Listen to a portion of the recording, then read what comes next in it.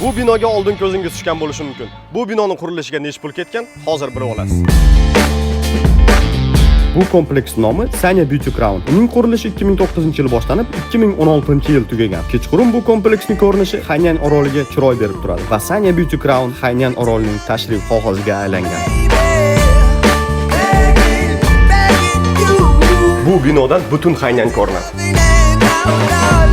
Bu 9 ta binoda 6500 ta lyuks nomer bor. O'shandan 1500 tasi ishlayapti. Bu kompleks qurilishiga 1,5 milliard dollar ketgan. Bundan tashqari bu yerda kvartira olish 1 kvadrat metr 5000 dollardan boshlanadi. Hali 100% tayyor emas, ko'rsanglar bo'ladi. Lekin hosiliga bitta vid ko'rsataman. Sizlar javob beringlar. Dunyoning eng chiroyli tropik orolidan 150 ming dollarga 30 kvadratli kvartira olgan bo'larmidinglar yoki Toshkent Citydan 30 kvadratli kvartira olgan bo'larmidinglar? Javob berishdan oldin siz bu kvartiradan ko'rinish qanaqaligini ko'rishingiz kerak.